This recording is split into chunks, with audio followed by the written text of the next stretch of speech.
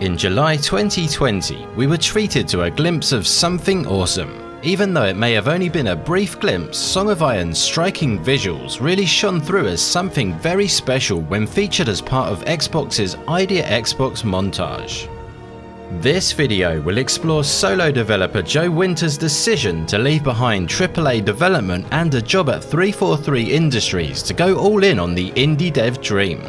It's really been an incredible journey for Joe, and it's been an honour getting to know him over the past year, which is why I wanted to put together this deeper dive into his motivations that have led him up to this point at the eve of the release of his debut game, Song of Iron. So with that said, let's jump into the story of Joe Winter and Resting Relic as he transitions from one of the biggest of AAA companies to one of the most independent of indies.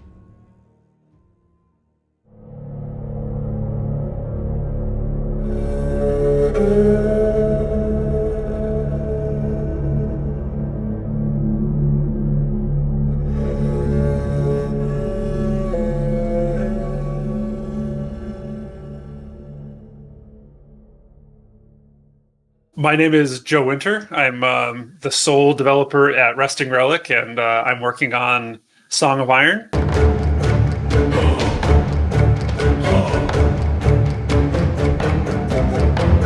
I've been in the industry for like 15 years as an animator, and I finally made that big jump to go solo and try my hand at my own project, and it's been amazing. Reception has been great, and the support I'm getting from communities and stuff has been awesome, and I'm very excited to get it out very soon.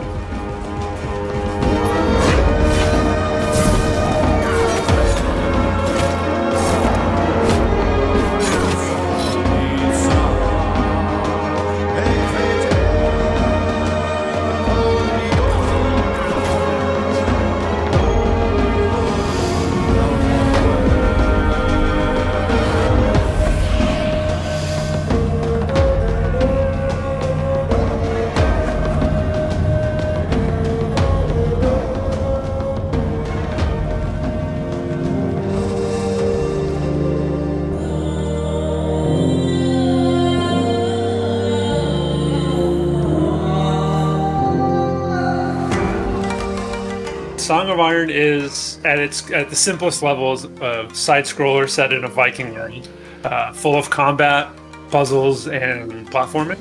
But also, Song of Iron is more of an experience. It's a shorter game, and I try to take the player through a bunch of different stuff.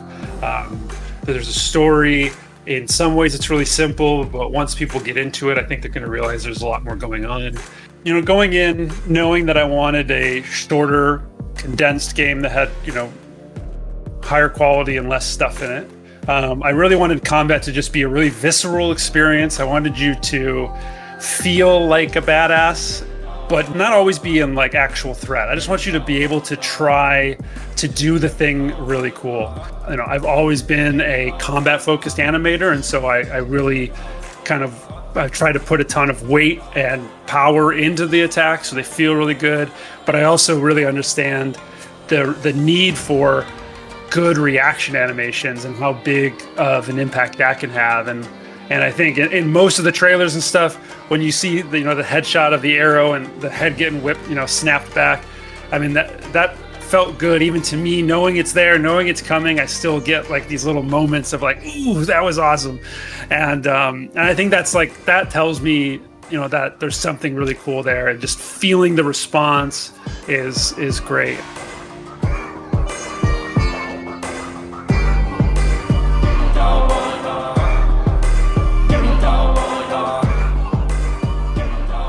Song of Iron is primarily a combat game. And the combat is something that it's unique in that it's very simple in some ways, but what that simplicity allows for is for players to really experiment and have fun. I like to compare it to like the Viking John Wick, or like a barroom brawl kind of combat where you're breaking chairs over people's heads and throwing bottles across the room, and it's just such a freestyle piece of combat that a lot of really interesting stuff ends up coming out of it.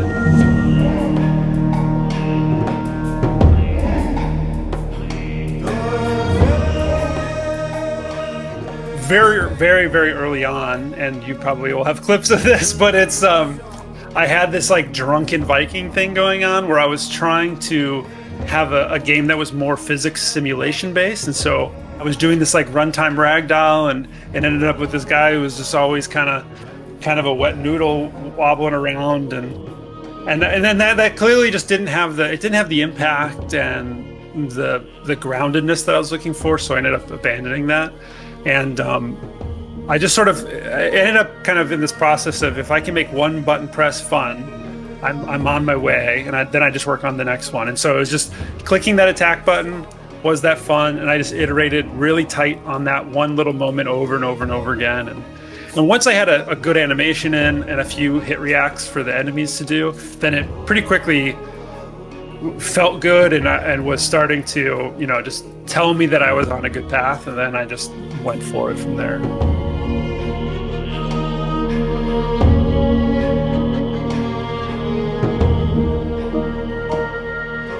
15 years in the industry, you're always trying to sort of impart your opinions in games, and sometimes they get taken and sometimes they don't, and that's good and bad, because you're not always right. That's definitely for sure. And I really at some point kind of just wanted to see if I could do it. If these like beliefs I had and ideas that I had constantly been working on or trying to share within studios had any value to them, and I really just wanted that challenge for myself.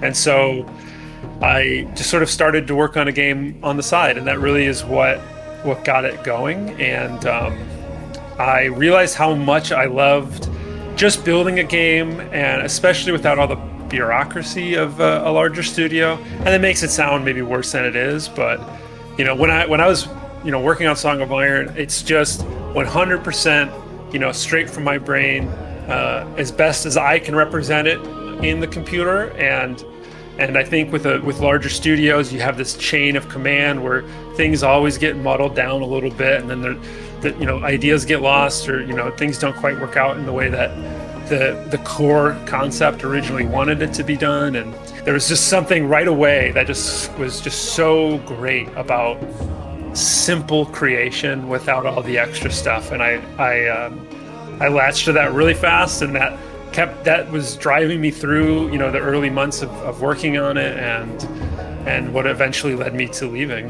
But yeah, there's just something kind of freeing about the indie world to me, and hopefully Song of Iron does well, and I can keep doing this, because I love it. I just love it.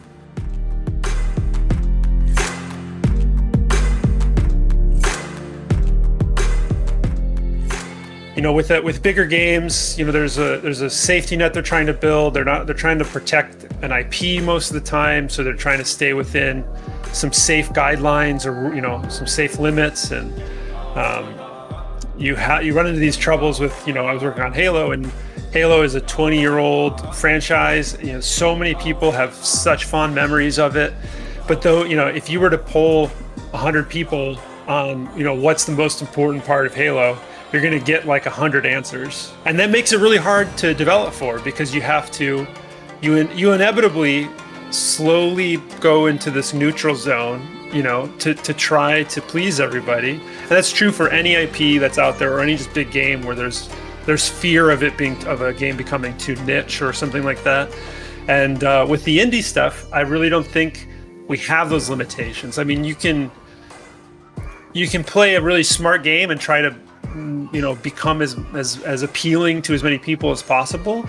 But I think indies often are the ones that are taking the greater risks, are trying to find really active but small pockets of players that will be really into this really crazy dungeon crawling dance game, or whatever it might be. But like, that's a great one. Head's eye roll before that. Crypt of the Necrodancer. That's exactly the one I'm using. I love that example because it's so true. I mean, they did really well with that game, and it's so interesting. And to plenty of people, they probably thought, what the heck is this? Like, I don't want that. But that doesn't matter, because they found this amazing niche. And a big studio would never do that. It would just be so or would almost never do that, and it would just be so kind of far out there.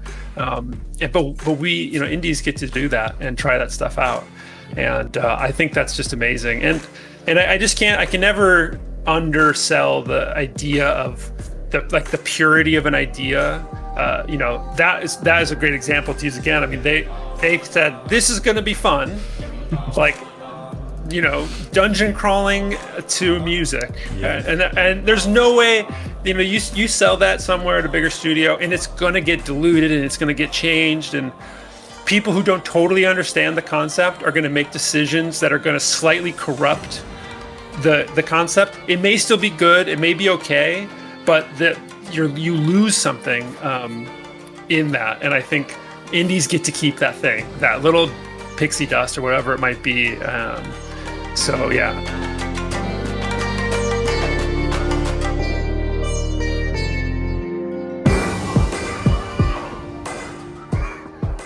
The most direct inspiration for me has got to be Inside.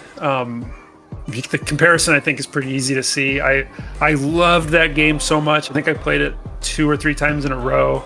Visuals were gorgeous. I thought the storytelling was amazing, and though they had no dialogue at all.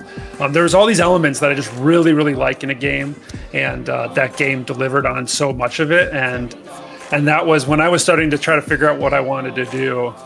That was one of the games I was like, this looks really cool. This, like, I could probably do this to some level, And so that was like a very direct sort of inspiration to me at the time.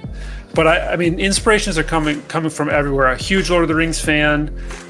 D&D is where a lot of the story came from because I was running in a campaign at the time. So there's tons of stuff from how they don't do things. And there's some Mega Man X systems kind of in there. Just, it's so simple, but it's like Mega Man X, you found the helmet, and that's the only helmet you find in the game. And then you're just basically building from base Mega Man to the Mega Man X character, and that's it. And that's basically how I ran my thing. Journey and Shadow of the Colossus are 2 others I like to add into that list. Obviously, they're very different than Song of Iron, but they both do such a good job of telling the story of this world that they have created, and they're doing so much without ever saying anything. And in Shadow of the Colossus, there's a little bit of dialogue when you're talking to the monster thing, whatever it is, telling you what to do, but it's just like, go out and learn about the world by seeing it.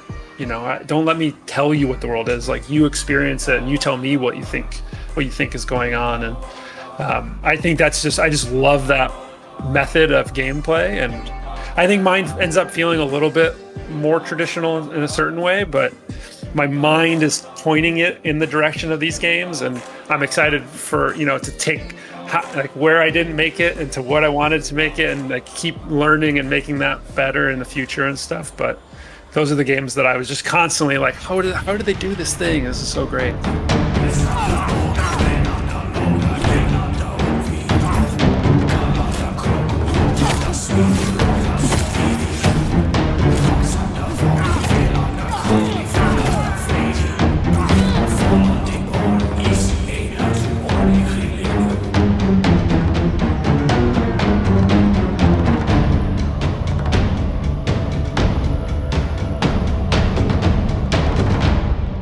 I've always really been into games that are grounded in reality, or books that are grounded in reality. Of course, the fantasy element is, a big part of the escape, and that's in Song of Iron also, and it's in, really great stuff that I like.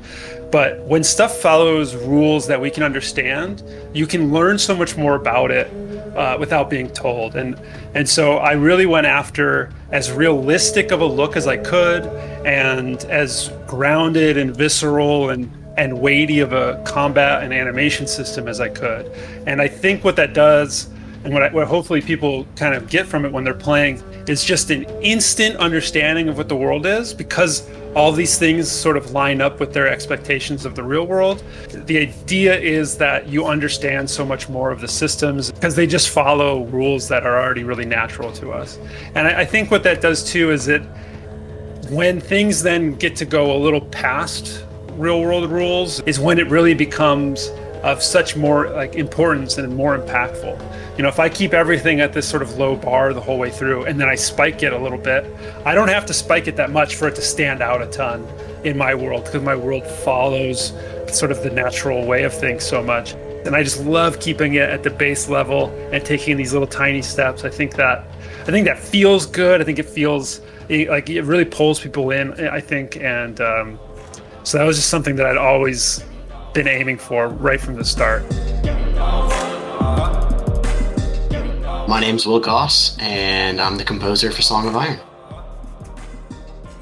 I've been working on this other soundtrack for like 3 years, and it's kind of dying down, and it was kind of in a lull. This is, I guess, about a year and a half ago. And so I knew I needed a new project. And I just happened to come across Song of Iron when it was featured on Game Jolt. And I was just kind of blown away by the screenshots. There was no video or anything. It was just screenshots. And I was like, man, this looks awesome.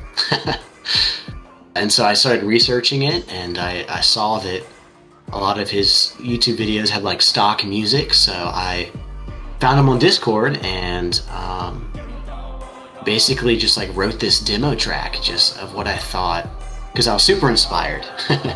And I just wrote this demo track, just kind of poured out of me really, and I sent it to Joe and he loved it, and the rest is history.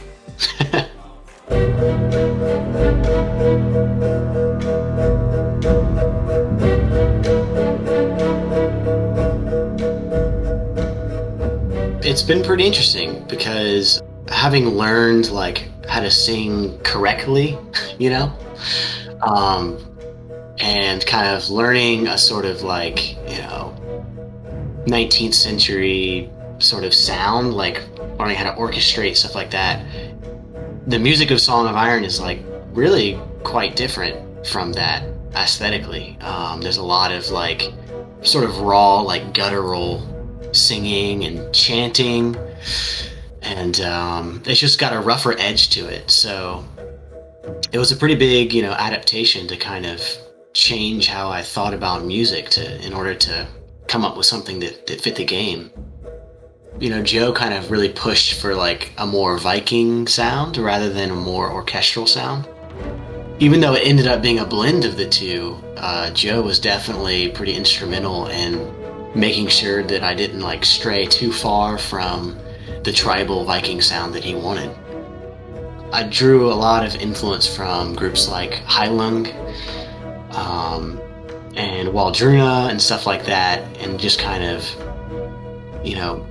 really mix those two sounds together, the orchestral stuff and the Nordic sound, and just to see what happened, and it kind of worked out, I guess.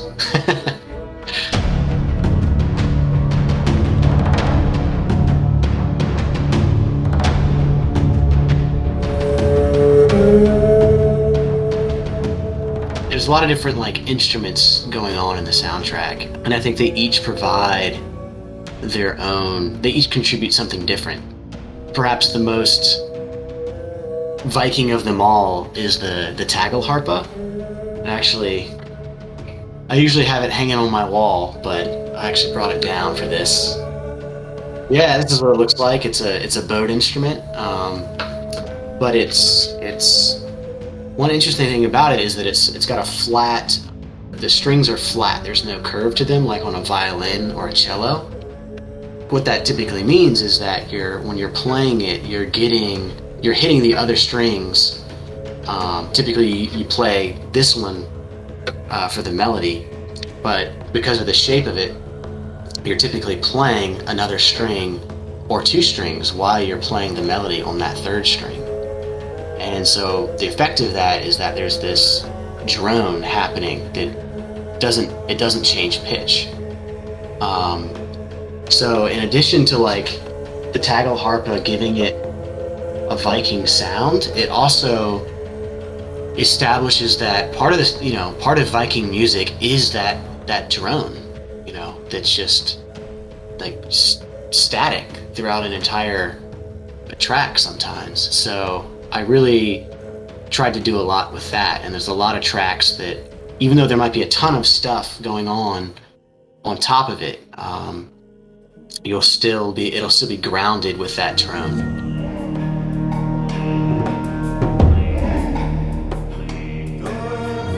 Some of the other instrumentation are, drums. Obviously, drums are hugely important. They gave it that tribal feel and that sort of epic feel as well.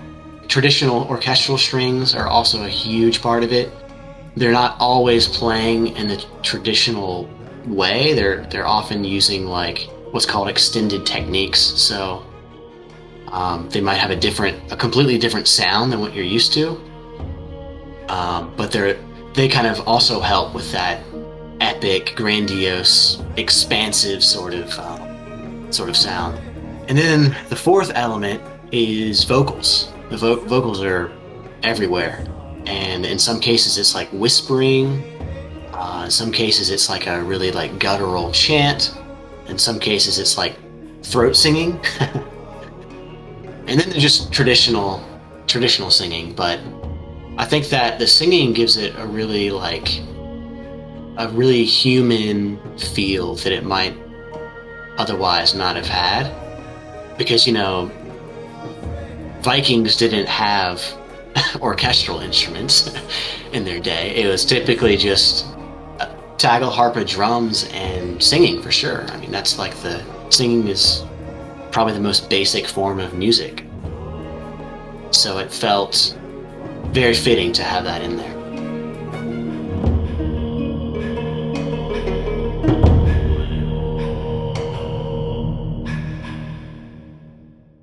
The support I've gotten from the community and everything has meant the world to me. I mean, Song of Iron doesn't exist without it, and it's so cliche to say, but it doesn't work without it. And I constantly am reinvigorated and re-inspired by, the activity of people talking about it, sharing it and stuff. And because of that, the game is already a success in some ways. And I can't wait to share it finally with the people who have been supporting me for so long, and it drives me to try to make it better. So it's just a huge thank you for everybody for that, and I can't wait for this to come out, and I can't wait to then move on and keep bringing more stories to people and more Song of Iron and games and such. And yeah, I really appreciate it. And the time has come. I mean, we're here now, and it's so exciting and terrifying as the pressure builds for the game to deliver at all a little bit. But